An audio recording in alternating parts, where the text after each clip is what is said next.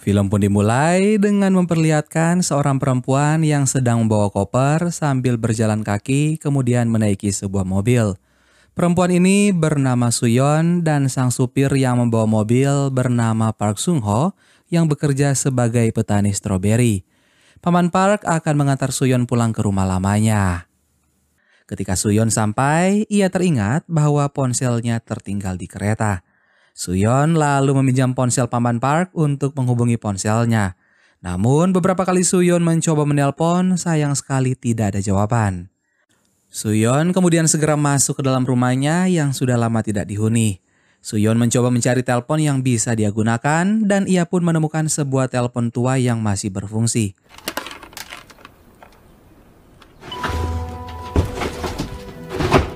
Suyon lalu mencoba lagi menelpon ponsel miliknya dan akhirnya ada seseorang yang mengangkat telepon tersebut. Orang yang menemukan ponsel milik Suyon berbicara untuk meminta imbalan kalau mau handphonenya dikembalikan. Lalu orang itu langsung mematikan telepon. Suyon pun mencoba menelpon lagi tapi nomor tersebut sudah tidak aktif.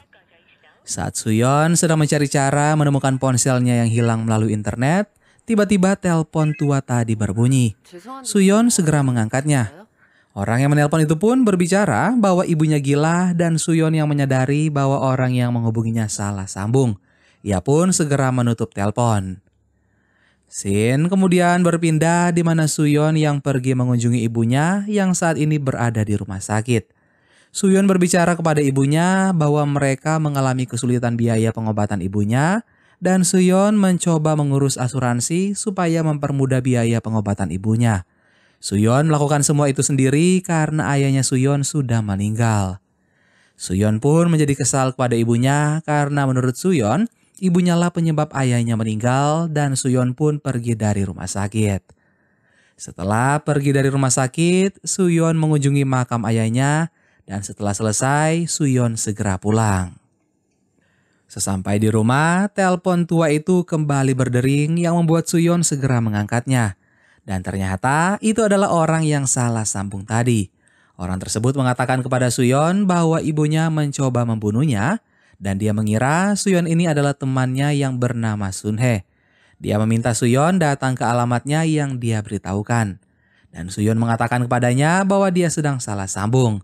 Tapi orang tersebut malah kesal dan menduga jika itu hanya alasan temannya saja agar tidak membantunya dan orang tersebut pun menutup telepon. Tiba-tiba Suyon menemukan surat yang alamatnya sama dengan yang baru disebut oleh penelpon tadi. Yang mana itu adalah alamat rumah yang dihuni oleh Suyon saat ini. Tak menghiraukan hal tersebut, Suyon pun segera pergi tidur. Di saat dia sedang tertidur, dia mendengar suara yang membuatnya terbangun dan Suyon pun mencari asal suara tersebut ke berbagai sudut ruangan. Suyon pun tidak menemukan asal suara itu. Di saat Suyon ingin kembali tidur, ia menyadari bahwa ada foto keluarganya yang terjatuh dari tembok yang rusak. Suyon mencoba memperbaikinya. Di saat Suyon mencoba memasang paku di tembok, dia merasakan seperti mendengar sesuatu di dalam tembok. Tanpa pikir panjang, Suyon merusak tembok tersebut hingga tertuju pada ruangan di bawah tanah. Lalu Suyon segera masuk ke dalam ruangan bawah tanah tersebut. Dia melihat tidak ada apapun di sana kecuali kursi yang diduduki boneka. Tapi sebelumnya, Suyon mendengar suara dengan sangat jelas dari tembok. Suyon lalu menemukan kotak barang dan menemukan sebuah jimat beserta buku diary. Suyon lalu membuka dan membaca buku tersebut dan dia menemukan sebuah foto wanita yang terlepas dari diary itu.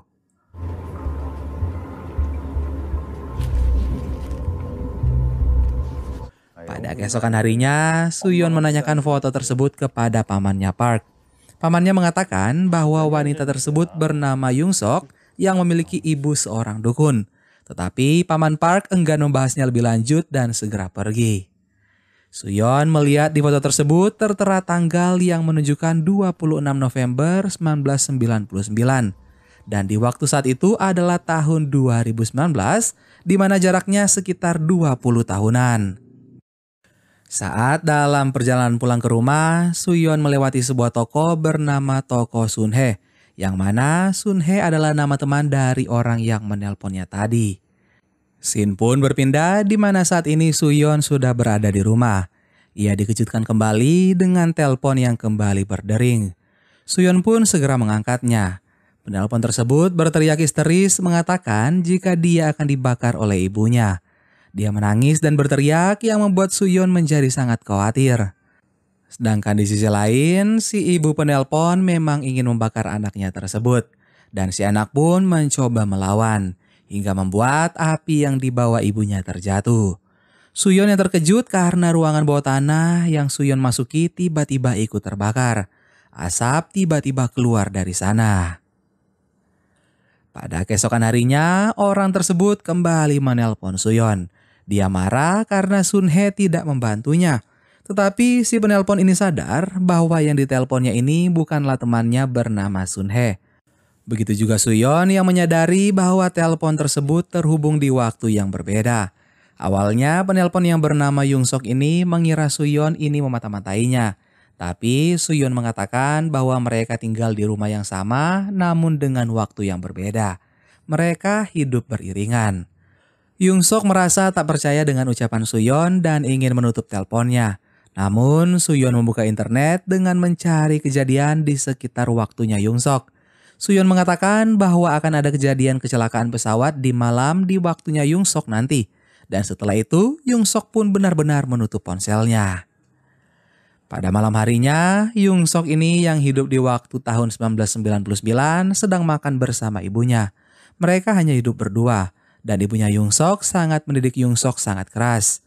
Dari sini diketahui bahwa Yung Sok pernah masuk rumah sakit jiwa dan ibunya mengancam untuk masuk ke rumah sakit jiwa lagi jika Yung Sok tidak makan. Lalu sikap gila Yung Sok muncul dan ibunya pun berusaha menenangkannya. Dan di saat itulah Yung Sok melihat ada sebuah berita tentang kecelakaan pesawat yang tersiar di televisi. Setelah itu Yung Sok kembali menelpon Suyon dan bertanya bagaimana Suyon bisa mengetahui tentang kecelakaan pesawat tadi. Suyon lalu membaca buku Yung Sok dan mengetahui idolanya Yung Sok dari sana. Suyon lalu membuka YouTube dan memutar lagu idola Yung Sok. Lalu Suyon mengatakan bahwa kehidupan masa depan sangatlah canggih. Tetapi Yung Sok tidak percaya akan hal tersebut hingga akhirnya Yung Sok bertanya bagaimana tentang dirinya di masa depan. Namun ketika Suyon ingin mencari tahu lebih lanjut, Yung Sok ini mengurungkan niatnya.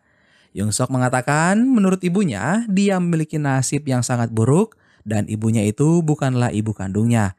Ibu kandung Yung Sok ini telah lama meninggal. Merasa punya kesamaan dengan Yung Sok, Suyon juga bercerita bahwa ayahnya juga meninggal saat dia kecil karena rumah yang kebakaran. Dan hal tersebut karena ibunya lupa mematikan kompor. Tak lama kemudian ibunya Yung Sok tiba-tiba datang hingga Yung Sok pun harus menutup telepon. Di masa Yung Sok, ibunya yang berprofesi sebagai dukun tersebut menempel berbagai jimat di rumah. Dan tepat pada hari itu juga rupanya ada yang ingin membeli rumah tersebut. Yung Sok kemudian keluar dari kamarnya dan tiba-tiba ada seorang anak kecil yang ketakutan melihat Yung Sok. Ternyata anak kecil itu adalah Suyon di masa kecil. Mereka adalah keluarga Suyon yang saat itu ingin membeli rumah tersebut. Tentu saja setelah mengetahui nama anak itu adalah Suyon, Yung Sok pun segera mendekati Suyon kecil untuk melihat wajahnya dari dekat. Setelah itu, Yung Sok segera menelpon Suyon yang sedang tertidur. Yung Sok memperdengarkan suara ayahnya Suyon melalui telepon tersebut, lalu membuat Suyon pun menjadi bersedih sekaligus bahagia. Yung Sok kemudian punya ide, di mana ia mungkin bisa menghidupkan kembali ayahnya Suyon yang membuat Suyon berpikir sejenak. Di hari kebakaran rumah Suyon, Yung Sok kabur diam-diam. Ia sudah mendapatkan alamatnya Suyon, di mana pada saat itu Suyon sedang bermain sambil menonton televisi. Sedangkan ibunya sedang mengecat kuku. Kompor masih menyala pada saat itu. Dan tidak lama ibunya Suyon pergi meninggalkan Suyon dan juga ayahnya yang sedang tertidur. Yung Sok melihat hal tersebut segera datang dan mematikan kompor. Sesaat kemudian bekas luka di kakinya Suyon menjadi menghilang. Dan di saat itu juga ruangan di rumah berubah dengan cepat. Suyon pun keluar dari ruangan dan menyadari bahwa rumahnya sangat terawat. Dan di belakang rumah dia melihat ibunya sedang menyiram tanaman dan juga ayahnya yang masih hidup. Lalu Suyon pun memeluk ayahnya dengan tangisan bahagia. Ayah dan ibunya Suyon seolah tidak tahu apa yang terjadi dan merasa aneh dengan tingkah laku Suyon. Setelah itu, Suyon pun sangat berterima kasih pada Yongsok. Suyon merasa masih tidak percaya dengan kehadiran ayahnya yang nyata di depan mata. Setelah kejadian itu, Suyon dan Yongsok menjadi semakin dekat. Suyon sering memutar video idola Yongsok dan Yongsok pun segera merekamnya dari kaset. Bahkan Yongsok mengirim makanan untuk Suyon, namun makanan tersebut menjadi basi. Scene kemudian berpindah di mana saat Suyon sedang sibuk dengan keluarganya, Yongsok mencoba menelpon Suyon, namun Suyon harus mematikan teleponnya karena sedang sibuk dan segera menelpon Yongsok nanti. Suyon sangat senang dengan kehidupannya yang sekarang. Berbeda dengan Yongsok yang menjadi semakin kesepian karena tidak ada lagi teman. Pada hari selanjutnya, Yongsok mencoba menelpon Suyon kembali tetapi tidak ada respon. Hal itulah yang membuat Yongsok menjadi sangat kesal. Suyon yang baru selesai pulang dari jalan-jalan bersama keluarganya mendengar teleponnya yang berdering. Dia segera mengangkat teleponnya dan meminta maaf karena baru bisa mengangkat telepon sekarang dan Yongsok hanya tertawa. Tertawa Yongsok kali ini berbeda. Yongsok mengatakan bahwa Suyon lebih baik mati saja. Yongsok juga berkata kasar lainnya yang membuat Suyon menjadi takut. Lalu tiba-tiba Yongsok berteriak ketika ada ibunya. Ibunya Yongsok langsung mengambil telepon dari tangan Yongsok. Ibunya Yongsok ini mengatakan agar Suyon tidak lagi menelpon atau dia akan dalam bahaya dan segera mematikan telepon. Di waktu Yongsok, ternyata ibunya ini sedang melakukan ritual kepada Yongsok dan Suyon sama sekali tidak bisa membantunya. Di dalam ritual ibunya itu terlihat bahwa Yongsok ini terlihat berbahaya jika dibiarkan hidup.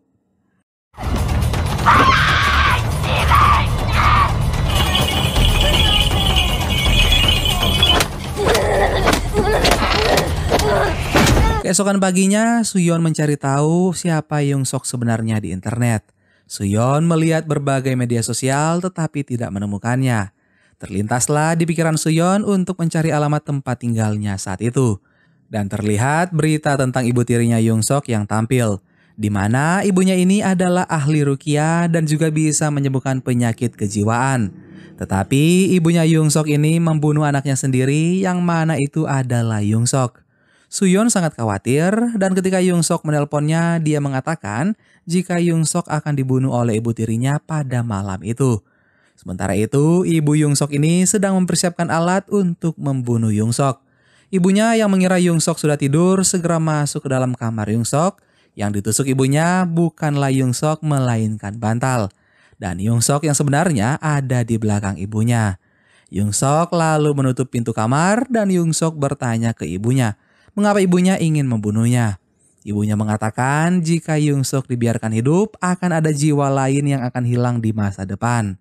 Yongsok hanya tertawa dan kini ia menyemprot gas ke dalam ruangan itu. Kini Yongsok yang ingin membunuh ibunya dan saat ibunya ingin membacakan mantra, saat itulah Yongsok membunuhnya.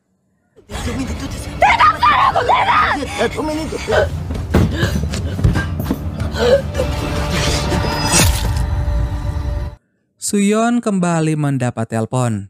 Dan ternyata itu adalah Yongsok yang mengatakan bahwa dirinya baik-baik saja dan seperti terlahir kembali hidup dengan bebas. Pada keesokan harinya, Yongsok pergi menikmati hari seperti orang biasa. Kali ini dia benar-benar merasa bebas.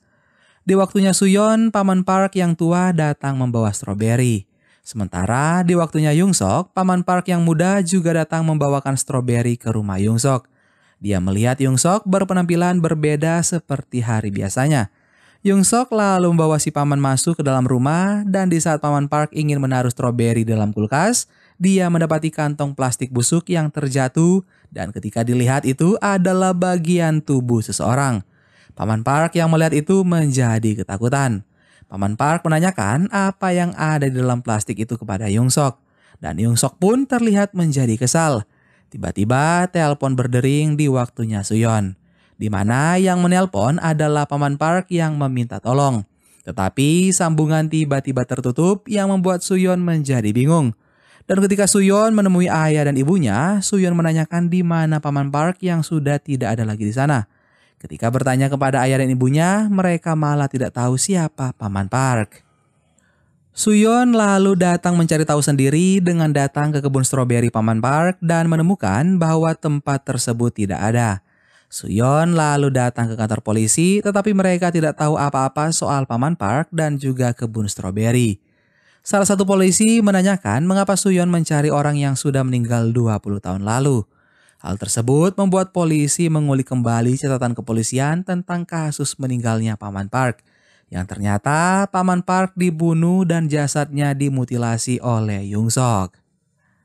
Scene kemudian berpindah di mana di waktu Yung Sok, dua polisi datang ke rumah Yung Sok. Polisi sedang mencari di mana pemilik kebun stroberi yang telah hilang selama 2 minggu. Yung Sok mengatakan bahwa dia tidak mengetahuinya. Namun dilihat dari dalam rumah Yung Sok, polisi melihat ada paket buah stroberi. Tetapi Yung Sok mengatakan bahwa ibunya yang menerima paket stroberi tersebut. Yung Sok juga mengatakan bahwa saat ini ibunya sedang pergi. Dua polisi tersebut ragu dengan jawaban yang Yung Sok berikan. Polisi kemudian curiga bahwa Yung Sok sedang menyembunyikan sesuatu. Di sisi lain, Suyon menemui seseorang yang bernama Sun Hye yang sebelumnya dikatakan bahwa dia adalah teman dekat dari Yung Sok. Suyon mencari tahu mengenai Yung Sok dari Sun Hye. Sun Hye mengatakan bahwa Yung Sok menyebabkan luka di kakinya dan jika bukan karena ibu tirinya Yung Sok, mungkin Sun Hye ini sudah meninggal di tangannya Yung Sok. Dari informasi itu, Suyon lalu menelpon Yung Sok dan mengatakan mengapa Yung Sok ini tega membunuh ibunya sendiri dan Paman Park. Yung Sok tidak menjawabnya dan kini Suyon mengatakan kepada Yung Sok bahwa dia akan dihukum seumur hidupnya karena perbuatannya tersebut. Yung Sok malahan bertanya kepada Suyon bagaimana polisi bisa mengetahui kasus dirinya. Suyon hanya diam dan membuat Yung Sok kesal. Yung Sok mengungkit jika ayahnya Suyon hidup kembali karena dirinya. Suyon lalu menutup teleponnya. Tetapi Yung Sok menghubungi Suyon kembali. Kini Yung Sok mengancam Suyon yang membuat Suyon sangat ketakutan dan menutup telepon. Kini polisi yang datang ke rumah Yung Sok waktu itu mendapat laporan tentang Yung Sok yang menderita gangguan kejiwaan. Yung Sok yang masih tidak berhasil menghubungi Suyon tiba-tiba mendengar seseorang yang datang ke rumahnya. Dan ternyata itu adalah Suyon kecil dan juga ayahnya. Mereka ingin menemui ibunya Yung Sok karena sudah berjanji bertransaksi pembelian rumah di kantor properti. Yung Sok ini berpura-pura memanggil ibunya dan mengatakan mungkin ibunya sedang tidur. Lalu Yung Sok mempersilahkan Suyon kecil dan ayahnya untuk masuk ke dalam rumah. Sedangkan di waktunya Suyon, rupanya ia sedang diajari menyetir oleh ayahnya. Namun cerita tersebut harus berakhir ketika Yung Sok membunuh ayahnya Suyon. Dan di masa sekarang perubahan kembali terjadi di mana ayahnya Suyon harus ikut hilang juga.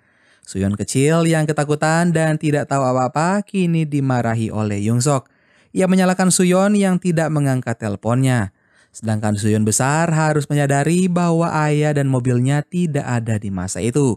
Suyon lalu kembali ke rumah dan melihat suasana yang tampak berbeda. Rumah mereka kembali tidak terurus. Dan Suyon mendapat pesan dari Yung Sok agar Suyon mengangkat telepon. Suyon lalu mengangkat telepon yang berdering.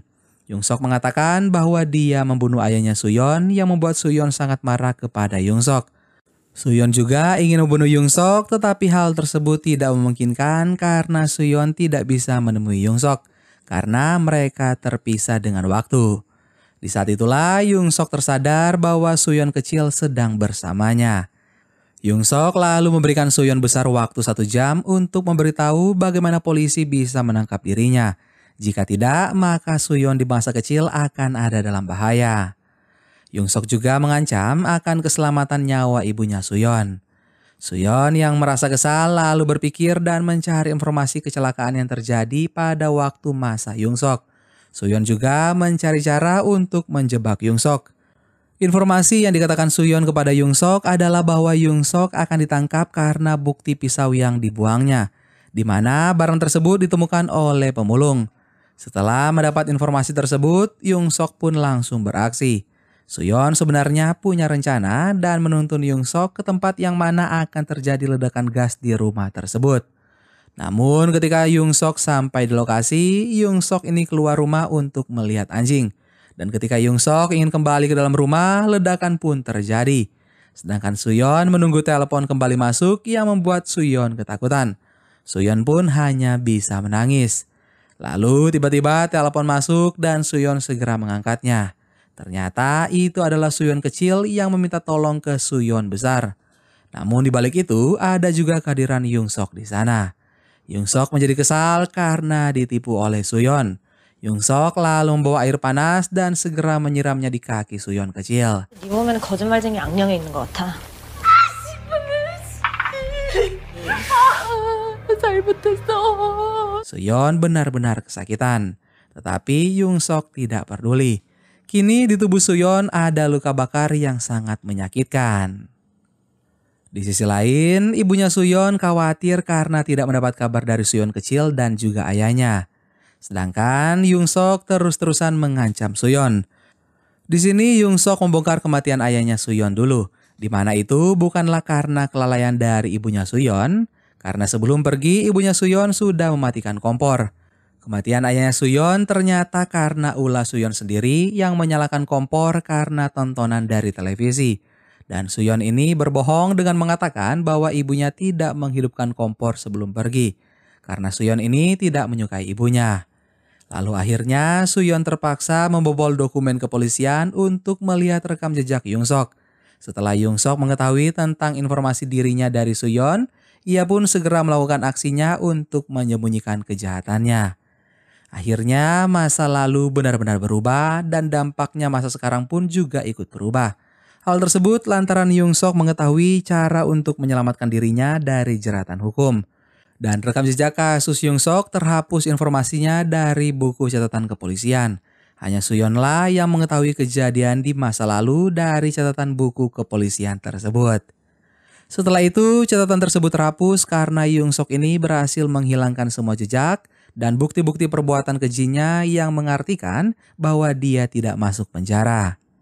Dan rumah Suyon kini semakin berubah bentuk. Suyon pun segera lari dari rumah tersebut.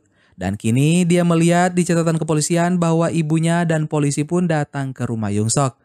Dan Suyon lalu mencari telepon tanpa kabel yang membuat dia masuk kembali ke dalam rumah untuk mencari keberadaan telepon itu. Karena Yung Sok yang tidak jadi dibunuh oleh ibunya dan tidak berhasil ditangkap oleh kepolisian, jadi Yung Sok masih hidup di masa Suyon, di mana Yung Sok sudah menjadi semakin tua. Di waktu Yung Sok muda, ibunya Suyon datang dengan seorang polisi ke rumahnya. Polisi mengajukan pertanyaan yang sama sekali tidak direspon oleh Yung Sok. Lalu ibunya Suyon dan polisi menemukan jepit rambut milik Suyon kecil, di mana ibunya langsung mengecek ke lantai 2 tetapi Yung Sok tidak peduli. Sementara itu, Suyon dewasa mencari keberadaan telepon tersebut dan kini masuk ke dalam ruangan ritual. Di sana Suyon menemukan bekas darah dan obat. Dan rupanya telepon yang dicari Suyon ada di sananya juga.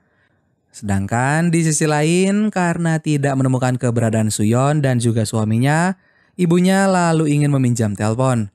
Awalnya Yung Sok mengatakan bahwa telepon rusak. Tetapi ibu Suyon langsung mengambil telepon tersebut dan ternyata telepon tersebut bisa digunakan. Kini Yung Sok sangat panik jika yang ditelepon terhubung dengan Suyon. Mendengar telepon, Suyon lalu mengangkatnya dan mengatakan kepada ibunya bahwa dia harus keluar dari rumah tersebut karena Yung Sok akan membunuh mereka. Tetapi Yung Sok tua memukul Suyon dari belakang dan sambungan terputus. Ibunya Suyon lalu berbicara kepada polisi bahwa penelpon mengatakan bahwa dia adalah anaknya dan menyuruhnya keluar rumah tersebut. Tetapi terlambat karena polisi telah dibunuh oleh Yung Sok dari belakang. Dan Yung Sok meminta teleponnya kembali. Scene kemudian berpindah di mana kini Yung Sok tua dan Suyon dewasa saling berebutan telepon. Pertarungan pun terjadi dan akhirnya Suyon berhasil merebut telepon dan segera pergi. Yung Sok tua tidak tinggal diam, dia mengejar Suyon dengan pisaunya. Begitupun ibunya Suyon yang mencoba lari dari kejaran Yung Sok muda. Telepon kini berdering dan kini ibunya Suyon meminta pertolongan. Suyon menyuruh ibunya melawan dengan senjata yang ada. Tetapi ketika ibunya Suyon ingin melawan, ibu Suyon melihat Suyon kecil yang membuat ia harus menenangkan Suyon terlebih dahulu. Sedangkan di belakang, Yung Sok sudah siap ingin membunuh ibunya Suyon. Tetapi ibunya berhasil menghindari. Perkelahian pun terjadi antara Ibu Suyon dan juga Yongsok muda di dalam ruangan. Yongsok masih selamat dengan darah yang memenuhi tubuhnya. Dan kini ia mendekat ke Suyon kecil. Sedangkan di sisi lain, Yongsok tua masih ingin membunuh Suyon dewasa. Tetapi ibunya Suyon kecil datang dan mendorong Yongsok muda hingga mereka berdua bersamaan jatuh ke lantai bawah. Dan Yongsok tua pun tiba-tiba hilang di depan Suyon dewasa. Lalu Suyon pergi ke rumah sakit untuk mencari keberadaan ibunya, tetapi tidak ditemukan. Suyon lalu mencari ke kantor polisi tetapi tidak ada hasil juga. Lalu Suyon pergi ke makam ayahnya. Ibunya lalu hadir tiba-tiba di sana menemui Suyon dan berarti di masa lalu ibunya berhasil selamat. Suyon melihat bekas luka ibunya dan Suyon meneteskan air mata. Mereka lalu pulang bersama. Tapi sebenarnya yang terjadi sebelum itu, saat Yongsok tua dan Yongsok muda hadir dan berada di waktu yang berbeda, mereka sudah saling berkomunikasi terlebih dahulu melalui telepon. Sehingga Yongsok tua ini mencari jalan keluar agar dirinya di masa muda bisa lolos dari kematian dan juga dari jeratan hukum. Yongsok tua mengatakan agar Yongsok muda bisa selamat maka jangan pernah meninggalkan teleponnya. Dan di saat jatuh dari lantai dulu, sebenarnya Yongsok belumlah meninggal. Dan di masa kini ketika Suyon dan ibunya berjalan kaki pulang, tiba-tiba ibunya Suyon menghilang. Yang membuat Suyon pun pulang sendirian. Sedangkan Suyon kecil masih disekap di ruang bawah tanah sampai dia beranjak dewasa. Dan film The Call pun selesai.